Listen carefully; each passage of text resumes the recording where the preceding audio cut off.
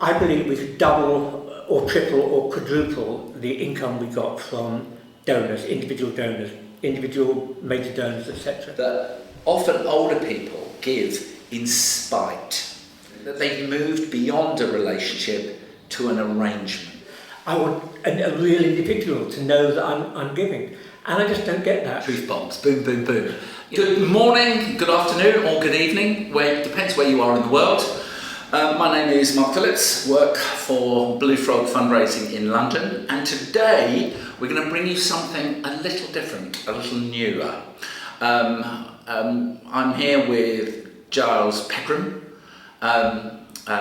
who many of you will know from being an all-round great consultant.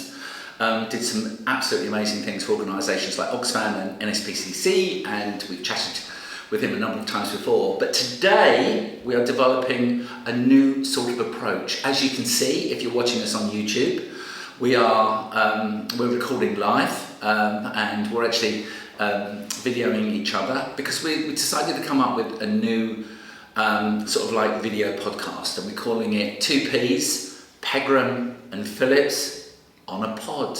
Look at that. That's called creative. It's called Creativity Unleashed, Giles. Creativity Unleashed. And that could be our alternative title for the video podcast. Quite 2Ps on a pod, Creativity Unleashed. Indeed, that could be our strapline. Yes. So we're going to have a chat. The approach we're really looking at is we're going to be looking at one theme every single. I don't know how often we're going to do these. Hopefully at least once a month, maybe a little more. We'll be looking at one theme, but also looking at what's happening in the marketplace, news about fundraising, what we think, and so hopefully it will be an opportunity for you to come along, hear what a couple of silly old sods want to say about what's happening in fundraising, and you might get something from it as well. The key point to emphasise is what we really would like to do is have a little bit of interaction. If you've got any comments, put them in the comments below, or send in some questions, and we will answer them. And that's it from me. And Giles, if you want to say hi to the viewer. Hello viewer, how are you? And hello Mark. I'm delighted doing this. I've known you for many decades, and we are like-minded fundraisers. So when you say the audience, you hope the audience will get something from it. Well, I hope they're going to get one of two things. I think either you're going to think, oh, they're talking real sense, I'm really delighted to be watching this, or you'll be thinking, oh, what on earth are these two geezers talking about? They have no idea at all. But there's nothing wrong with being a little bit controversial, I don't think. No, and I think that's what we're looking at. Last week, this week, I've just come back from Ireland. I was at the Ask Direct, the Irish IOF, I can't remember the name, Charities Ireland I think they're called. I was at their conference in Dublin, and the theme for that was old wisdom and new ideas. And I think that's a pretty good way to look at fundraising, because there are so many truths that never change. But then society is changing, media is changing, and we have to constantly adapt. So from our vantage point of both, I've done 35 years. You've done more in the industry. Let's see what we can share, really. And so you, Giles, what have you seen this week? Anything new? Any thoughts? I've been doing some preparing for this discussion. I've got a couple of things that I want to say and want to ask you. I've been spending too much time looking at the news, and I'm not at all happy with the world. You look in this country, we've got more people using food banks than ever before. The cost of living crisis, rents going through the roof. You then look at overseas, and I've lost count of the number of trouble spots there are. The one thing I remember from my time at the NSPCC is that at times of hardship, fundraising is easier. Donors are more generous. I don't know about overseas aid charities, but I definitely found at the NSPCC that whenever there was a financial crisis, the people who could afford to gave more because there were more people who had less, and it just happened time and time again. And it happened during COVID, of course. At bad times, charities are needed, fundraisers are needed. So this is a good time to be in the fundraising profession.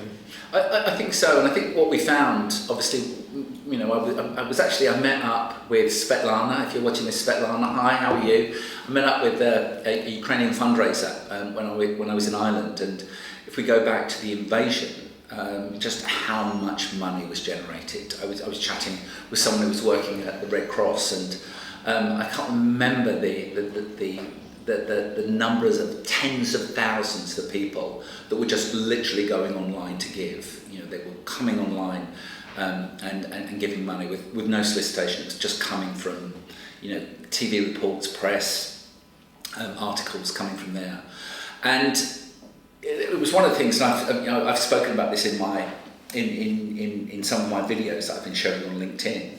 And what I expected to happen last year in 23 was that peak of that boost of money, because in 2022, if we look at the CAF numbers, it was the largest amount of money that's been given since CAF started doing their studies in 2005. And I was expecting it to drop back.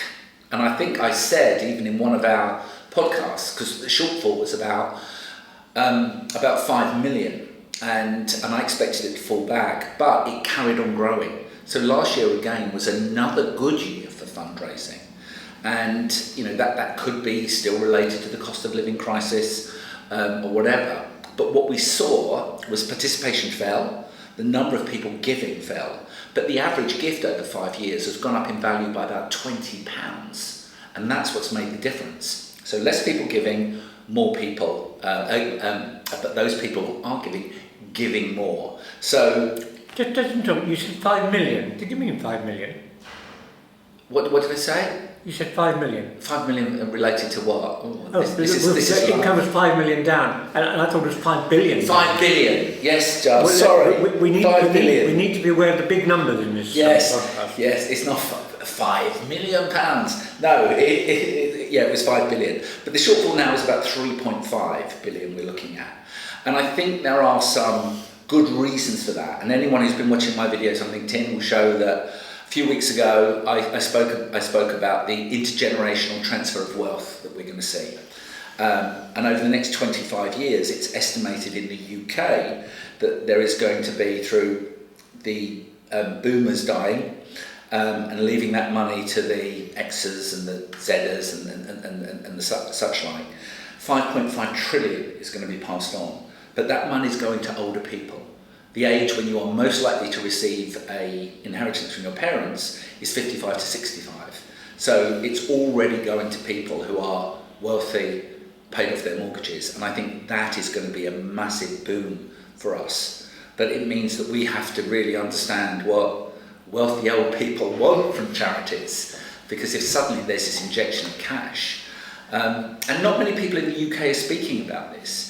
In Australia, the population of Australia is only about 27 million, but it's going to be about 2.6 trillion Australian dollars. In the US, it's about 85 trillion dollars. So there's this enormous sum of money, and we are starting to see that trickle through now. And this is one of the things I was looking at in Ireland. It's not mentioned in Ireland. I couldn't find what the figure was, but the numbers in Ireland, you can see the amount of inheritance income being inherited by people 50s and 60s is growing and growing every year. So I think there is some constant potential for growth. I think there is, but I'm going to push back on you, because you used the phrase just now. You said wealthy old people. Yes. Wealthy old people. Yes. I'm 74. I don't perceive myself as an old person. And I think this idea that anyone who's 55 plus is an old person is something that some of the 30-year-olds watching this might believe, but it just isn't the case. 55, 65, 75, we're still young people in our prime. Now, the people watching this who are in their 40s, and you said, I think, that 60% of fundraisers are under 40? Was that? Yeah, there's some CIOF figures. They did a study back in 2018. It's called Who's in the Room, looking at diversity. And they found, and I think the figure is, and if I'm wrong, I'll add a no. But I think it was about 60% of fundraisers are aged under 40, whereas it's something like about 70% of donors are aged 55 plus. So there is an age. It's quite a big age difference. I don't know any other industry where you get that, where the market is much older than the... And the trouble is that the perception of those younger people, of the people who are wiser, is that they're old.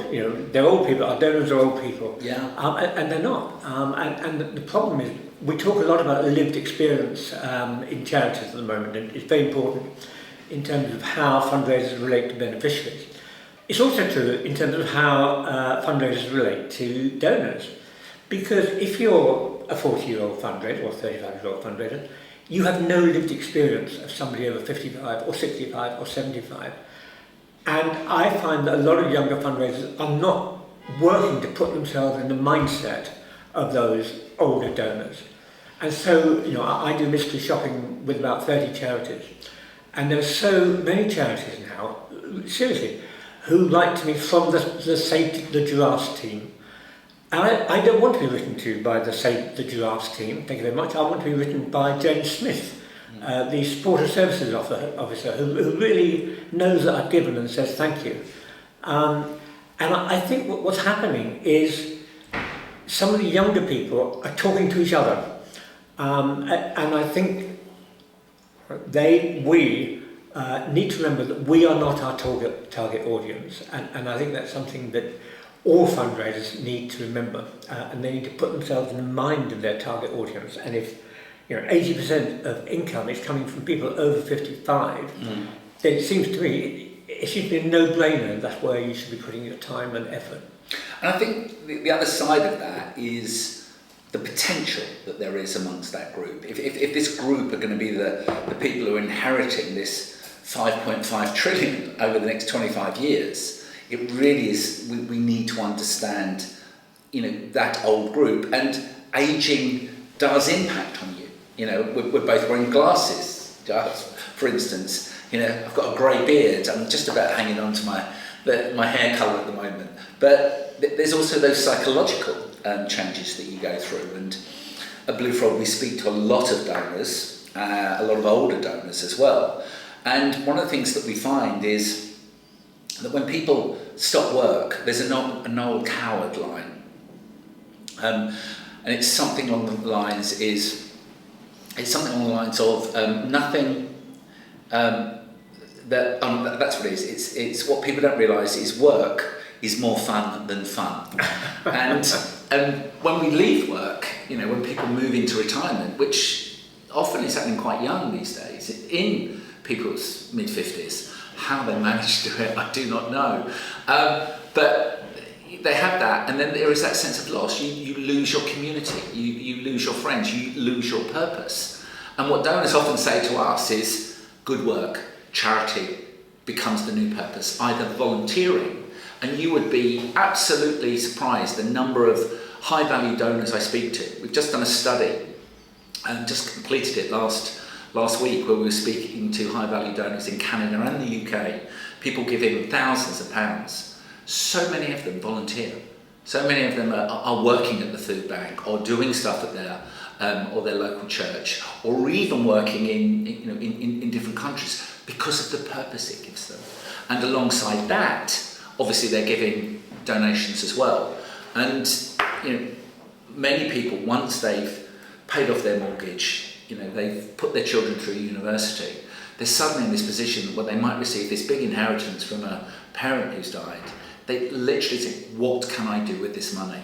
And what they focus on is, how can I make the world a better place? Okay, can I pick up on that? I didn't know you could say that, but can I pick up on that? Because there was some research done recently on 18 to 50-year-olds and their attitudes to charity.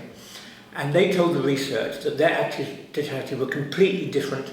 They wanted charity to be different than they are now.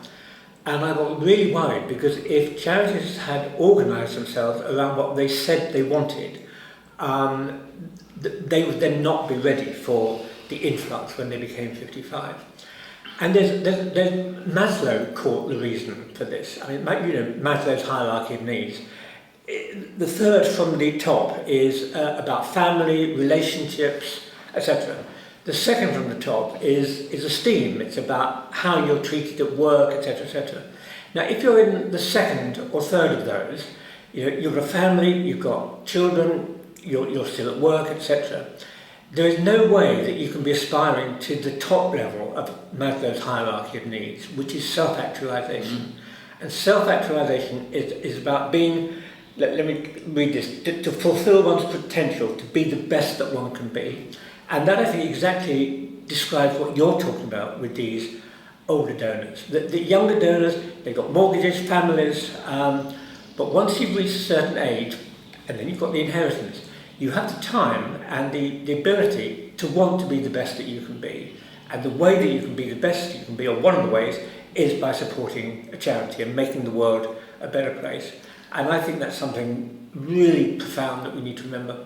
100% agree. And the other point I'd add to that is it continues. So when you speak to people, we've just done another study, which is still running at the moment. We've just finished the Australian element of it. We're just moving to the UK at the moment. But we're talking to older legators. So people who are 80 plus about their attitudes to legacy giving. And we've always known that one of the important factors that influences your legacy is how you're going to be perceived by those you left behind. And sometimes that can be negative, like, I didn't like you very much, so I've left it all to the dog's home, and we know that exists. But on the other side, I want people to be proud about the fact that I have given to this institution or to fund this work, because it matters. It matters to me. And so that point of doing good and being seen to do good transcends into legacies as well. And I think that's a point that sometimes is forgotten. And when you speak to older legacy donors, so we've been speaking to people well into their 80s, still young, perhaps according to your definition, Giles, but they're getting older. One of the things that they talk about is when they first made their charity will, when they were maybe 65, 20 years before, they've changed. They've changed.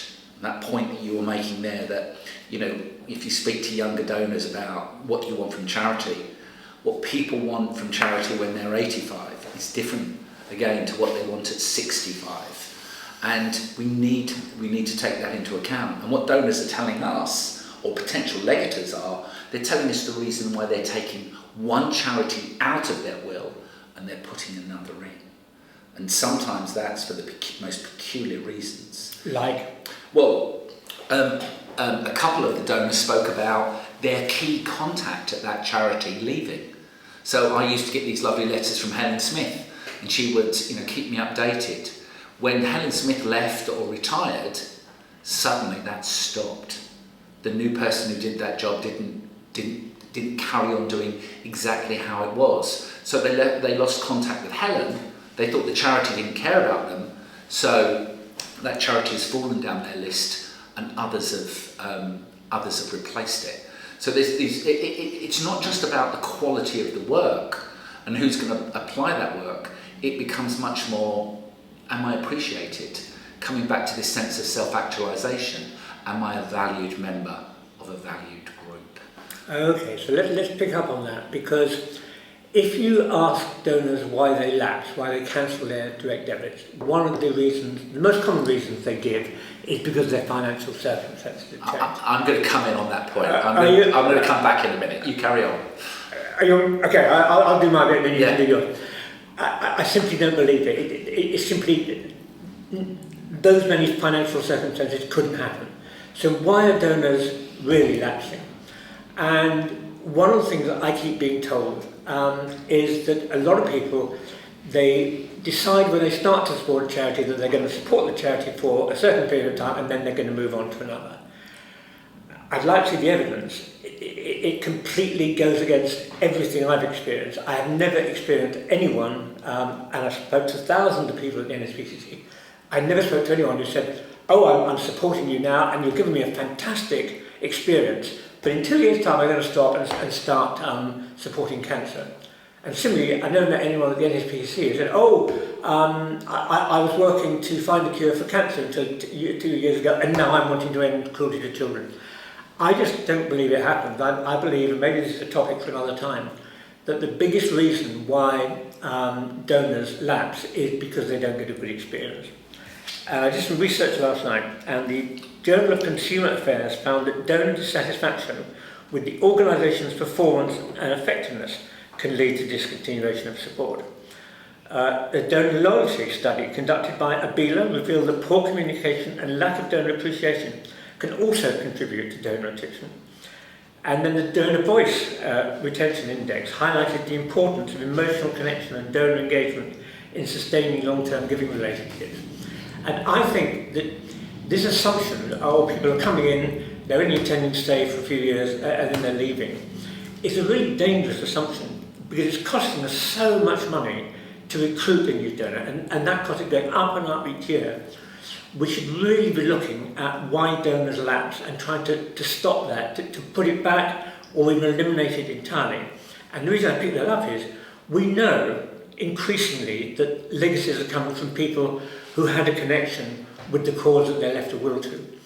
So will those people who have been giving for a few years and then stop and then leave a legacy? It doesn't feel likely, but I'd like to know. But anyway, you pick up your point. Number one on that, if we're talking about regular giving, do people have a connection in the first place? And I think we have to look at the root of how we recruit regular givers.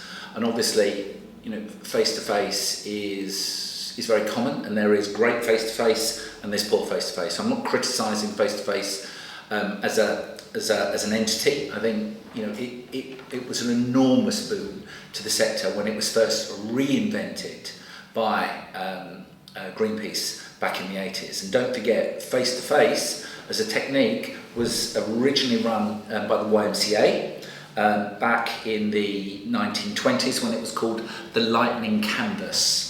And people were being signed up on the streets to give a regular gift, and this was 100 years ago. So there's nothing new in face-to-face. It does go in and out of fashion. However, if we look at why someone might sign up to a regular gift, we would have to look at how the conversation to get that person to sign up might go. And we know from mystery shopping and such like, that sometimes people might say, please sign up to give a regular gift. You only need to do it for a year or such like that. That sometimes goes into certain sign-up conversations. I'm not saying it's all, and I'm not saying it's all agencies. Some are wonderful, some are less so. But that is what donors tell us when we ask them in our research, why did you cancel? So hang on, I never heard this before. So face-to-face fundraisers are saying to people, you only need to sign up for a year. That is what we hear. It would not be part of the process, and that would not be anything that any face-to-face agencies would say that their teams will do. But sometimes that is what we have heard. Why people have cancelled? Can we check? Oh, I've only signed up for a certain amount of time. That does happen.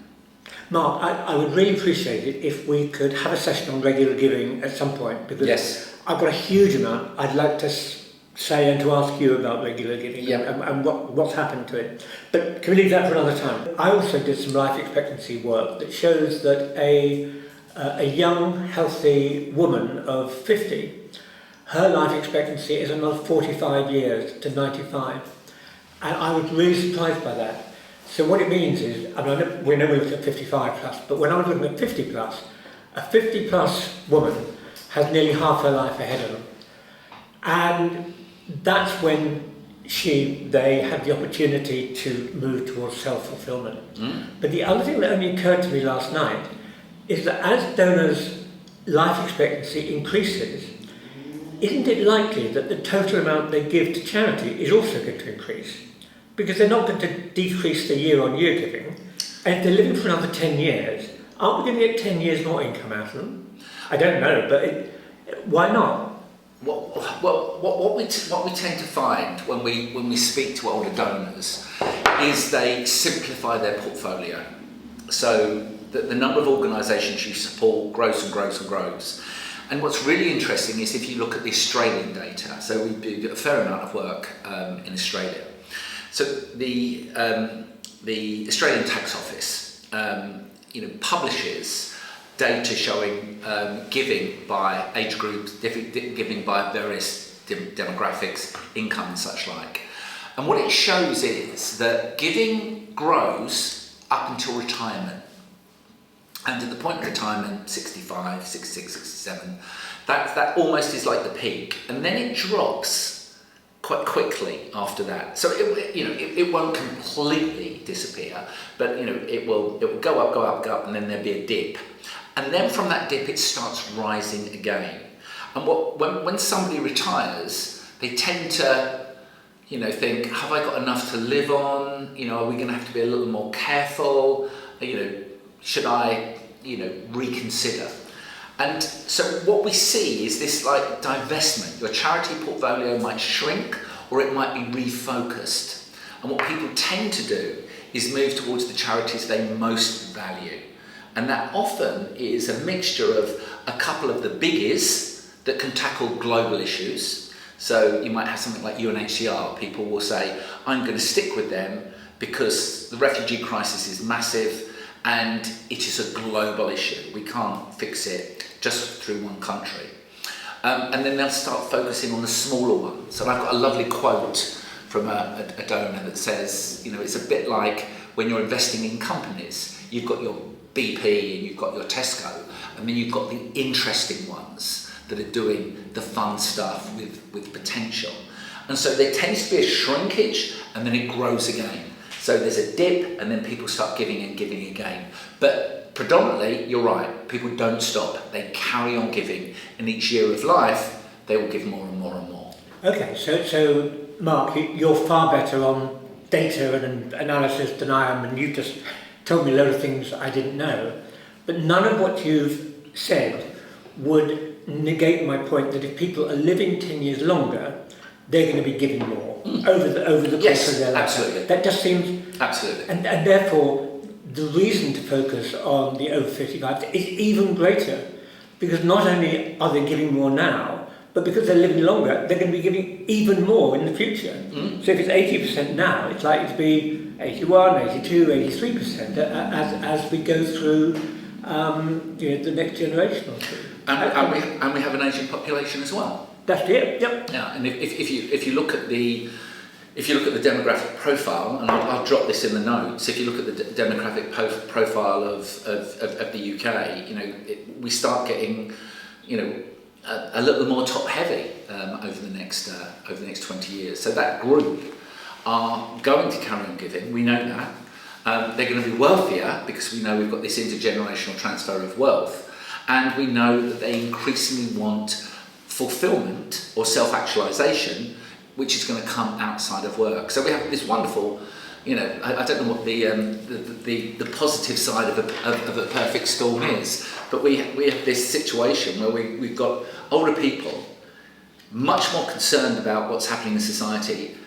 having the time and ability to do something about it. That's brilliant. That's absolutely brilliant. I think we've got a golden future as fundraisers, at least over the next 20 odd years. I think, yeah, absolutely. And I think we need to know a lot more about it. I think we know very little about these people, who they are, how they think, etc. And I said to my partner Paul, who's been a senior planner at agencies for a long time, I said to him that what I was going to say here today was that if each of the top 10 charities put £10 million into a pot, so we had £100 million to do some really comprehensive research. That was the look on his face. He said, "Don't you dare mention £100 million. It couldn't possibly cost £100 million." No, never. Okay, fine. But let's do a money no object thing. Let's look at donors completely. Let's look at everything about them. So, for instance, just take attrition. What is it they don't like about what charities do to them? What is it they do like about what charities do to them? What is it that they like to be different? And then what causes a donor to lapse? The whole word lapsing, what causes them to stop giving? We know it's not financial circumstances. We could do the research, and you know a lot more about research than I do, but the one thing you don't do if you want to find out why donors lapse is to ask donors why they lapse. You don't do that. The researcher works out the right questions to ask and intersperses them, and then you get the answer to why donors lapse. And we don't know, and I think we should find out. And I think if we did find out, and if we spent the money on it, that could change the world.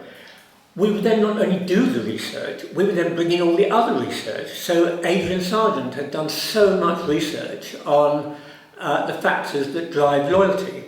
Now, if we were doing the research that I'm mooting, you would bring all of Adrian Sargent's work into that as well, and look at with the older people, the 55-year-olds, what is it that drives loyalty in the 55 decile, the 65 decile, the 75 decile, etc.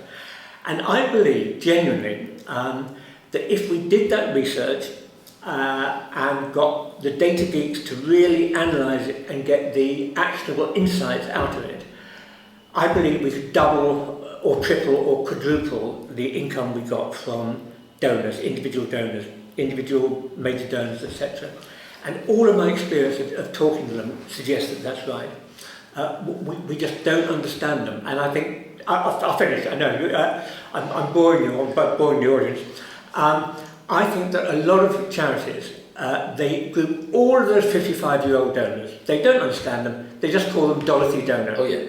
And that's it. Dorothy donor says this. Dorothy donor says that. Yeah. No. Let's find out. These 80% of people who are giving more than over 55. Let's find out in granular detail about them and what drives them. There. That's my my speech. Yeah, I'd agree. I've done a number of studies on why donors lapse. I did a big one about a dozen years ago, and we did one last year as well, a smaller study, but we did one across Australia and UK, and the words that we came up with was switching and stopping. That financial concerns can stop you giving. This dip that we see, when people retire, it's more a worry about finances, and that's one of the things we talk about. People who are financially squeezed, frightened about being financially squeezed, and okay. The study that we did in 22-23 was all of them, because there was a fear about the economy. All of them. There was a pressure on them to stop giving. They felt, oh, I should be careful about this.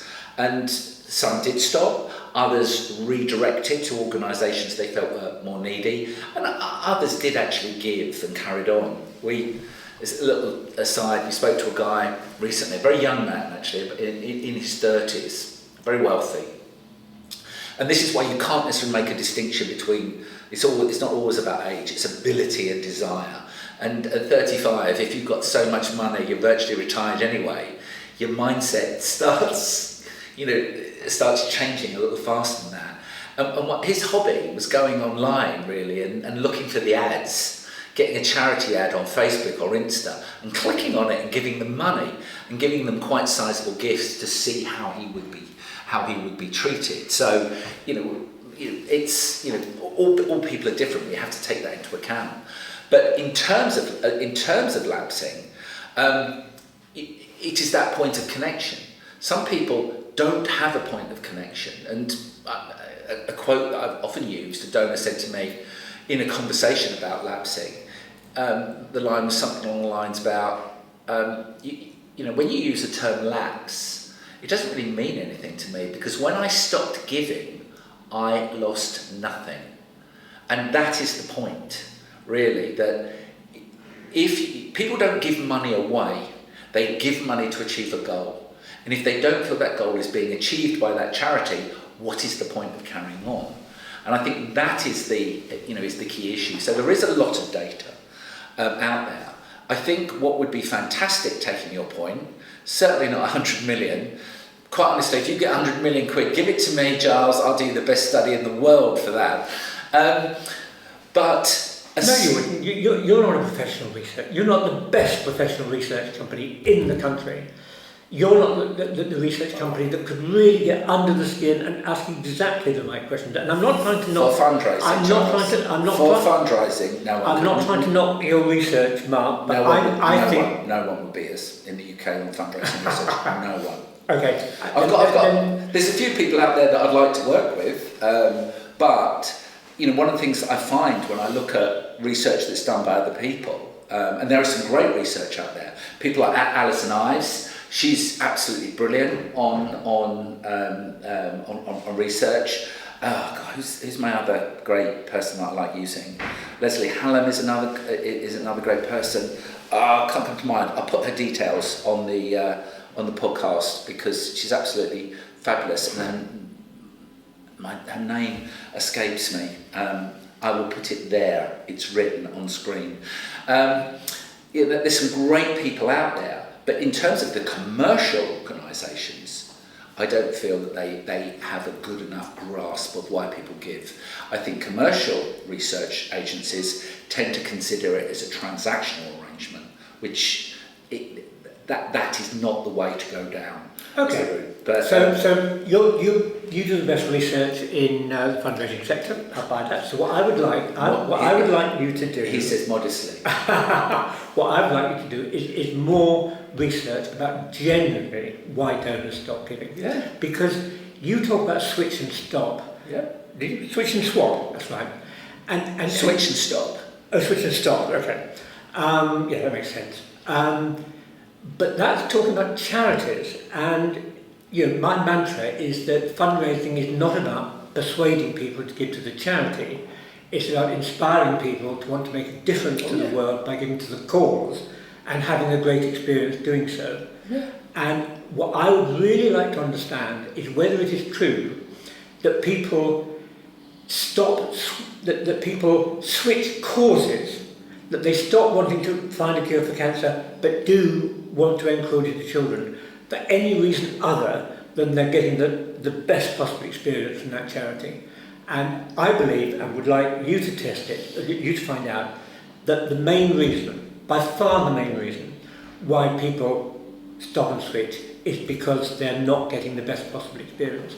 And I think that if charities drastically improved the experience they give to donors by finding out exactly what their donors want, I think they would stop the stopping and switching.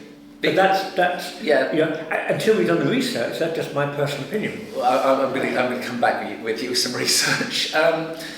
The issue that you have is, and you're absolutely right, that people consider it as a portfolio. Imagine it like a league table. And the organisations that they're most likely to keep giving to are the ones that are at the top. And what makes the difference?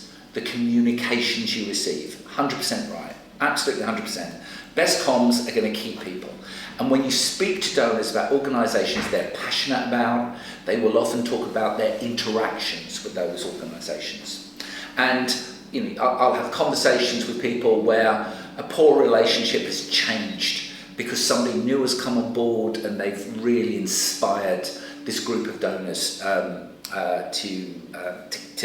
give, and that happens all the time that we hear those things. But we have another side of the coin that we're looking at in terms of people, that often older people give in spite. So they value the work, whether it's cancer research, whether it's child cruelty. They don't, that they've moved beyond a relationship to an arrangement, and that's really the model we found in America when we were looking at US donors, DM donors principally. That there was not a sense of a relationship. It was you do the work and I fund you, and that's as far as it goes. What we're tending to find in the UK is it's moving more to that sort of an arrangement style than a relationship. So 100% a good relationship will keep going, but amongst older donors who've been trained over many years not necessarily to expect much, they're going to carry on giving because it's the work that they value. Absolutely. And therefore, if a charity were to increase drastically its experience, the way it treats their donors, I think they would make a killing. Oh yeah. Now, I'm a mystery shopper to about 30 charities. I can't afford to do more. And out of those, only one gives me a good experience, and even they could do it better. Yeah. The other 29, when they write to me, they write from the Save the Giraffes team. Well, I don't want to be written to by the Save the Giraffes team. I want to be written to by Joan Clark in supporter services. I want a real individual to know that I'm giving.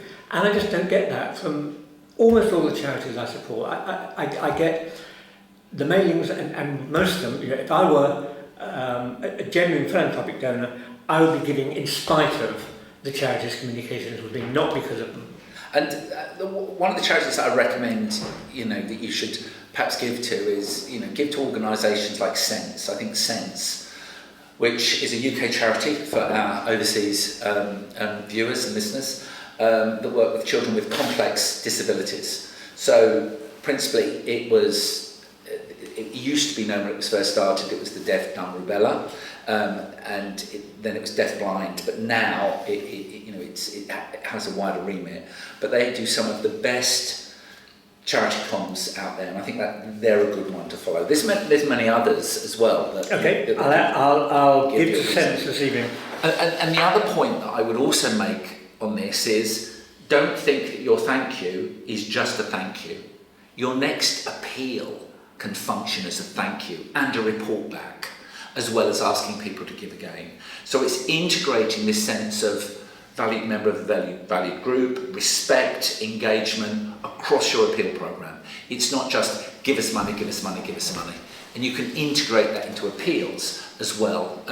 With UNHCR, for example, the press campaigns we run, we know that our donors who see those press ads, they'll be a warm donor, but they will give to those press ads because we're speaking to them as well as, brand new prospects. And so we've always got to remember, this is the marvellous thing about MSF, and I've not worked on MSF for years, but if you look at MSF's growth, amazing. Look at their RG growth, amazing.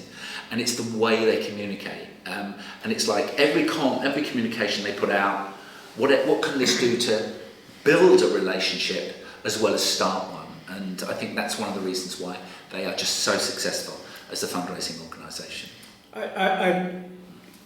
Moving on, you use the word appeal.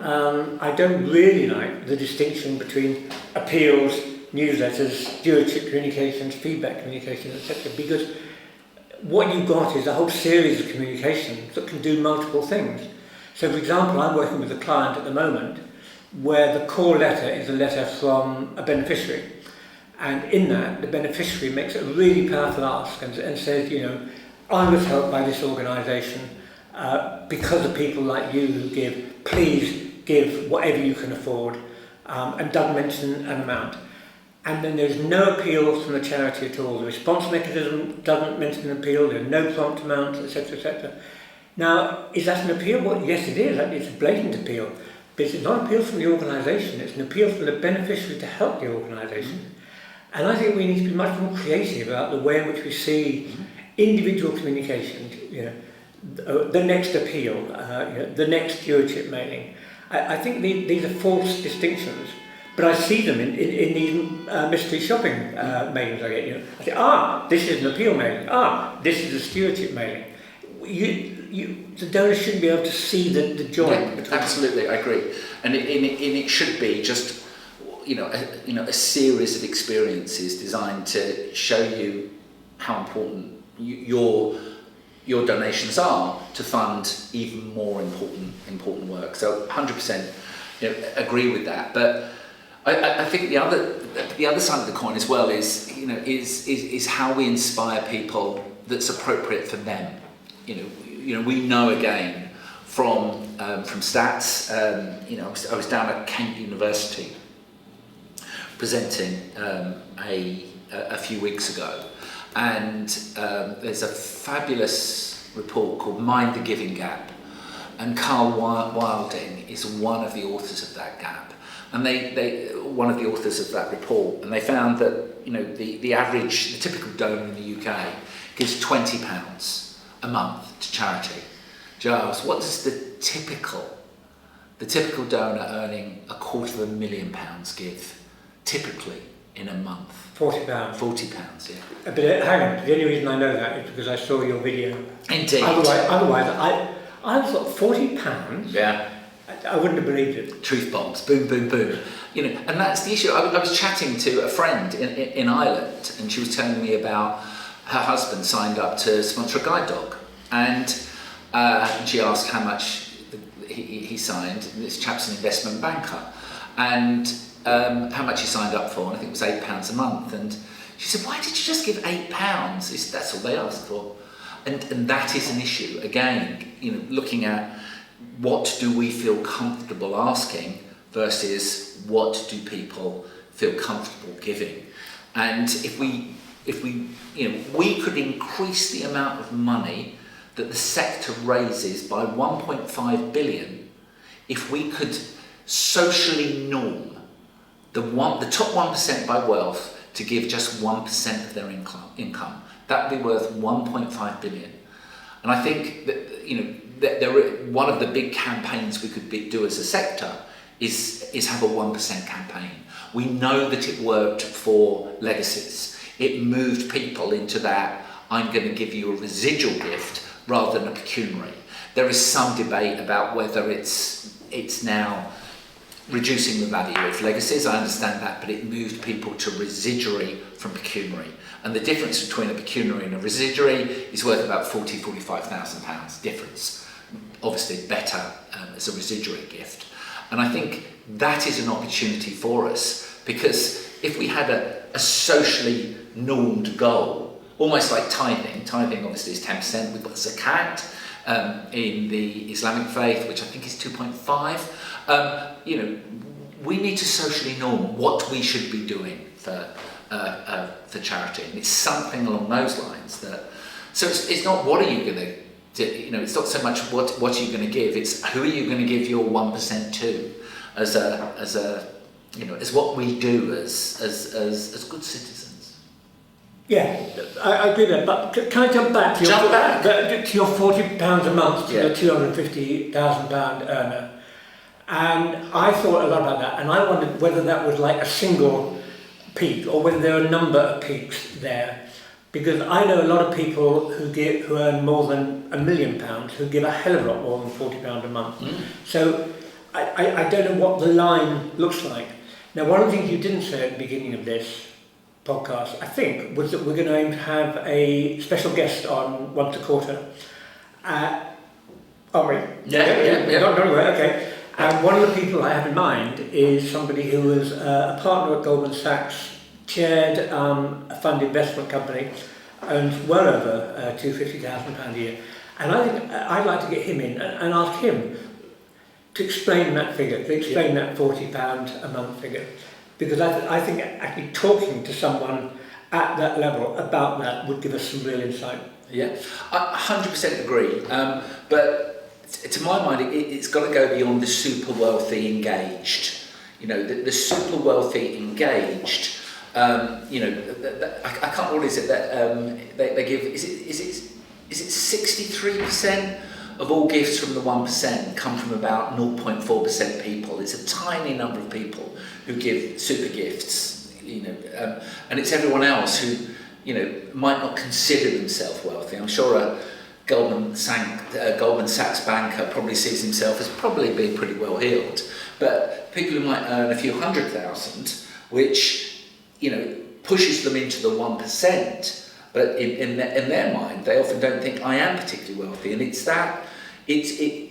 nudging that group to what should you do rather than what could you do. And I think that there is an opportunity there, because if we look at a proportion of income, people on normal salaries give a much higher proportion of their income to charity than someone on a crazy £250,000 salary. But again, I'd like more information on the full stop appeal. We were not just dealing with the super wealthy, we were dealing with the super wealthy, but we were dealing with massive numbers of people who are in your £250,000 in a year bracket. We got a lot of gifts at 7-figure gifts at £1 million. but we got far more gifts. £100,000 was the kind of the key level we got from the wealthy. And I would really like to understand that £40 a month figure and how that spreads across people earning £250,000 a year, £1 million a year, £10 million a year, etc. Because I think that would help us in terms of how we approach those people, because how we approach £1 million donor is going to be very difficult from how we approach £100,000 donor. Yeah. And as for £40 a month, I mean, I don't get where that comes from. My guess is that means an awful lot of people are giving nothing, virtually nothing. Yeah, 100%. Yeah, but don't forget that's the typical gift. So it's not an average; it's a typical. It's the typical we will get. There'll be a lot who will give nothing. There will be a lot that will give. Well, there'll be a small amount that give a large amount. But in the research, it identifies what is the typical amount. What do you mean by typical? Do you mean median, mean, average? It's definitely the average. Yeah, so it would be the typical amount is going to be the modal gift that we would be looking at there. That's the point that we're focusing on there. And I think there is an opportunity to really uplift. You know, one of my biggest bugbears was the absolutely ubiquitous with text giving £3 a month. All we want is £3 a month. You know, obviously it came out from Oxfam £2 a month campaign, but that really drove down, you know, this sense that all, you know, if you want to bring out a change in the world, all you need to do is give some change in your pocket. It's not how little you can give, it's how much you could give if you see that you are bringing about the change in the world that you require, you know, and I think you know we've gone beyond that now. The average gift that people are being signed up is much higher, and I think the success for MSF, for example, and we were involved in this, was when we moved their insert campaign and we shifted their ask from I think a tenner to 20. This was back in 2015 or something like that, 2014, 2015, and we found that the response rate fell a little, but the value shot up because people were giving the higher sum because we made a very, very good case for it. I think that's something we need to use a lovely word there, which is require, to get the change that you require. And I don't think, again, that's a concept that a lot of fundraisers get. I think that if you're a £20 a month donor, £30 a month donor, you can require certain things of the organisation and the cause that you're giving to. And if you don't get those things that you require, then you go into the stop and swap category. Yeah. Look, we're coming to the end of our hour. So I'm going to go right way back to the beginning. Maybe we're not coming to the end of it, but we've more than time on it. Go back to the beginning. Go back to your point when you write it down that 80% of givers are over 55 and 60% of fundraisers are under 40. What would be your message or your three messages to the 40-year-old fundraiser about how they should think about their 55 plus donors? Three messages. The key element is really, it's number one is how you get into their heads. That's the point. I've been a 40-year-old fundraiser. I've been I don't know how old I was when I started out, about 27, 28 in fundraising. I've gone through those phases as well. But I was so lucky when I was at ActionAid that we constantly did market research, and as the junior, I helped manage that. So I constantly sat in rooms around the corner with market researchers running focus groups, just listening to what people had to say and why they gave. So my number one would be don't be frightened of donors. And I think the magic question is, why did you decide to support us? And I often couple that with if you get a particularly large gift. So what's an outlier gift for you as an organisation? And it varies. It used to be, it's normally about £100. That if you get an outlier size gift, if you ring that person up and say, why did you give? You will get a fantastic piece of insight and you will cement that donor's relationship with the organisation, because most charities won't do that, particularly online. You'll have done online mystery shopping, and you'll know that if you give 100 quid, you'll get the same thanks as if you give 25. Yep. Yeah. But if you make that effort, and I've never had a call refused. I've called bankers and such like in chairs of companies for gifts and say, I just wanted to thank Mr. X or Miss X for the donation, and I've always got through. And it's always been a warm conversation. I remember one donor I got to know ended up driving me round Richmond Park in his vintage Bentley. As we got to know each other a number of years ago. So that's number one. Don't be frightened to speak to donors. Number two, market research. Avail yourself of all the market research that is out there. So at Blue Frog, we share a lot. A lot of that research is available, and one of the things that I say is if you can't afford it, I'll do an hour-long presentation giving you everything we know about what older donors want, what they dislike, what motivates them, what are the barriers, and we'd be happy to share that. So I'm doing at least 2 presentations a week to different charities, either in the UK or Canada, Australia, sharing that insight. So number 2, avail yourself of that research. Just go online. Look at what NCDO, look at what CAF is sharing. Look at the CAS Business School, for example. Just write CAS, CASS, into your search engine, and you'll come up with all of these fantastic papers that will give real insight into what older donors want. And a third one I would focus on would be, the simple thing to say would be, make sure you speak to your mum and dad or your grandparents. Ask them what they think about appeals. And you'll get some great insights. You hand them an appeal, and my uncle is about 80, and I will say to him when he comes over, what do you think of that appeal? And he picks it up and he says, where are my glasses? He can't read it, because, so keep your fonts big, keep your fonts black, rather than shades of grey. That would be I suppose the easy one. So there's 3. I'm sure I could come up with some others. I didn't tell you I was going to ask you that question, but I think those are 3 brilliant answers, absolutely brilliant answers. You're making one assumption right at the beginning. You're making an assumption that fundraisers actually meet their donors. And I reckon there are many fundraisers out there who have never ever met their donors over 55. And I think the first thing is exactly you said right thing. You should meet them. Yeah. And what's more, you should quiz them. You should tell them why you're meeting them. You're meeting them in order to find out more about people like them. And my experience is they will be pleased to be asked. Yeah. And you can ask them the most difficult questions and they will answer them because they're pleased that you want to know, in order that you can change your approach to other people. And then the other thing that I wrote down, and I love that you said it as well, is talk to your favourite aunt. Yeah.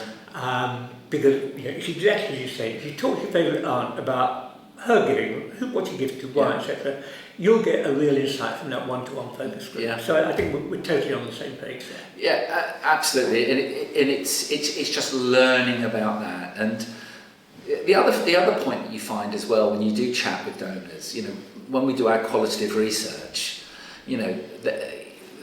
it's not just a passing on of information. There's an emotional transfer. People might end up telling you a tearful story. I shared on LinkedIn a while ago a man who, the reason why he supported a children's charity, Bernardo's, was because of how he ignored a young man, a boy, when he was at school. He didn't fit in with the rest of them. And he'd met him later in life and didn't acknowledge him again. And that, devastated him. That sense that I let that boy in my class down. And that was the reason why he was giving. There's so much that you find. And there's always a point of connection. It might be weak, but there always is. And you can build it. Absolutely. Okay, we've been just over an hour. Do you think we should give our audience a break and say see you next time? That's it. Anything, I've not asked you this before, but anything that you would suggest people keep an eye on, over the next month or two? I would suggest you look at my website. I'm a consultant. I do notice on your videos that you do always put Blue Frog on there. So Google Giles Pegram and you'll like my website, and if I can be of any help, just let me know. So there's a personal plug for me. Yeah, look at that, advertising as well. And you'll see Giles's website details on the video, but it's gilespegram.com. Yeah, very easy to do. Have a chat with Giles, and literally there's no one in the sector. If you want to do big capital campaigns, focus on transformational change at your donor base, Giles is a great person. And now you do your plug. Well, Blue Frog, Mark, interested in research, interested in anything else, just get in touch with me. You know where I am, and we live and breathe. Why donors give? And so there we go. That's first episode of 2 Ps on a Pod. If we get positive feedback and we've not upset too many people, we'll be back maybe in 3 or 4 weeks' time with another. As Giles mentioned, we're going to be interviewing some donors. We might have beneficiaries on, talking about how they feel about fundraising. But we're looking to mix things up. Any questions you want to add? Any points you want to make? Please put it in the comments, or drop us a line. Thank you at bluefroglondon.com. It's great for me. Giles is Giles at gilespegram.com, and you'll be able to speak to Giles. But until then, happy fundraising. Thank you for watching. Thank you for watching.